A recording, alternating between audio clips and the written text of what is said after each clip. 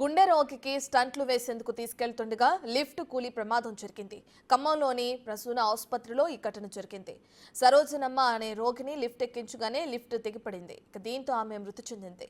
ఈ ఘటనపై మరింత సమాచారాన్ని మా ప్రతినిధి భాస్కర్ అందిస్తారు. ఖమ్మం నగరంలో ప్రైవేటు హాస్పిటల్లో లిఫ్ట్ తెగి ఓ మహిళ మృతి చెందిన ఘటన కలకలం రేపుతుంది. మరోవైపున తాను కూడా అనారోగ్య సమస్యతోటి తనకున్న గుండె వ్యాధికి చికిత్స చేసుకునేందుకు వచ్చినటువంటి ఆసుపత్రికి ఓ ప్రైవేట్ ఆసుపత్రి రాగా ఈ ప్రైవేట్ ఆసుపత్రిలో కూడా ఒక్కసారిగా వైద్యం చేయించుకునేందుకు గ్రౌండ్ ఫ్లోర్ నుంచి మరో కొన్ని వేరే ఫ్లోర్లోకి వెళ్తున్న నేపథ్యంలో ఒక్కసారిగా లిఫ్ట్ దిగబడటంతో ఆ మహిళ ఆ లిఫ్ట్లను కుప్పకూలిపోయిన నేపథ్యంలో మనం చూసుకోవచ్చు, విజువల్ చూసుకోవచ్చు చాలా వరకు. ఇప్పుడు ఇదే లిఫ్ట్ ఇదే ప్రసూన హాస్పిటల్ మొత్తానికి అయితే మాత్రం ప్రైవేట్ హాస్పిటల్ యొక్క వాళ్ళ యజమాని యొక్క నిర్లక్ష్యం కారణంగానే నిండు ప్రాణం బలైపోయిందని చెప్పుకోవచ్చు. వాస్తవానికి అయితే మాత్రం చాలా వరకు అనారోగ్య సమస్యలతో లేకపోతే గుండె సంబంధిత వ్యాధితో బాధపడుతూ స్టంట్ వేయించుకునేందుకు వచ్చినటువంటి పేషెంట్కి మొత్తానికైతే మాత్రం ఈ యొక్క లిఫ్ట్ వైర్ తెగిపోవడంతో మొత్తానికైతే తన యొక్క ప్రాణాలు పోగొట్టుకునే నేపథ్యం దీనికి సంబంధించి అసలు వాళ్ళ కుటుంబీకులు మనతో పాటు మాట్లాడుతున్నారు. అసలు ఏమైంది, ఎలా జరిగింది అనేది సంబంధించి వాళ్ళు ఏ ఊరు మీది, ఎక్కడి నుంచి వచ్చారు, మీరు ఎందుకు ఈ హాస్పిటల్ రావాల్సి వచ్చింది?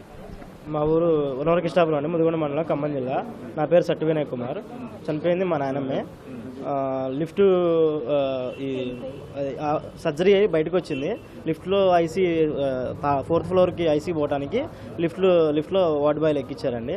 అయితే మమ్మల్ని కూడా రమ్మన్నారు. అయితే మేము కాలినడకన మనం మెట్లు ఎక్కి వస్తాము, మీరు తీసుకురండి, మేము లిఫ్ట్ దగ్గర ఉంటామని చెప్పేసి అన్నాం. అయితే అంతలోకి ఏం చేసింది, మేము పైకి ఎక్కి అట్లా అడుగు పెట్టడంలోనే లిఫ్ట్ సౌండ్ వచ్చింది. ఏం చూస్తే తెగిపడ్డది.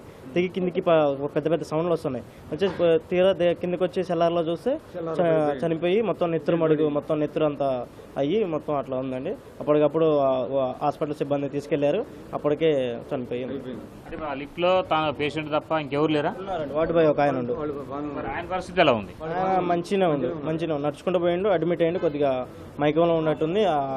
మంచిగా ఉండు. నానమ్మకి అయితే ఇట్లా. మీతో పాటు ఎవరు వచ్చారు వాళ్ళకి? ఎక్కడికి?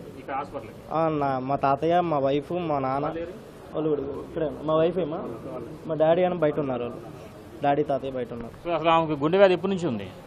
రీసెంట్గానే ఒక 1 మంత్ ప్రస్తుతానికి. రీసెంట్గా 1 మంత్.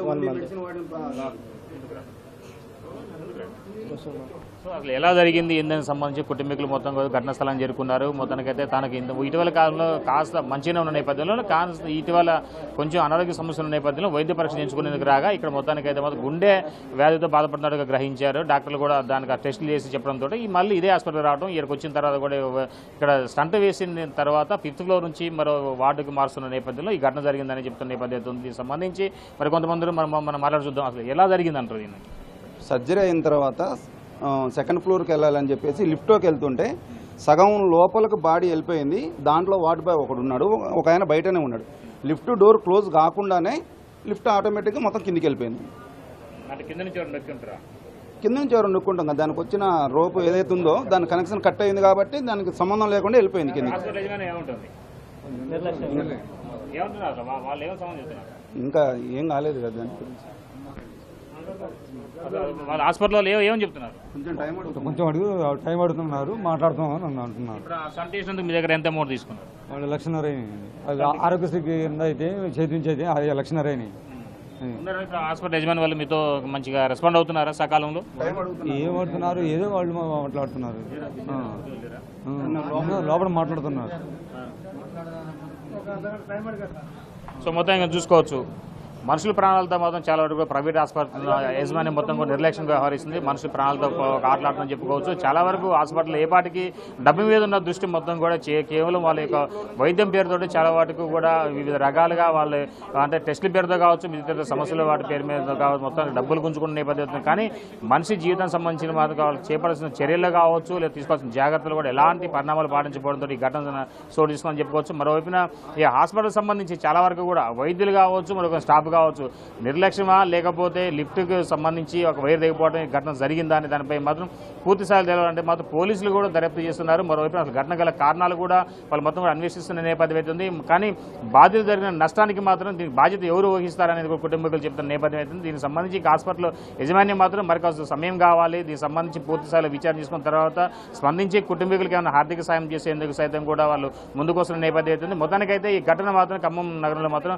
హాట్ టాపిక్ నడుస్తుందని చెప్పుకోవచ్చు. ఇది ఈ కొంత తాజా పరిస్థితి. సంపత్తో భాస్కర్, బిగ్ టీవీ, ఖమ్మం.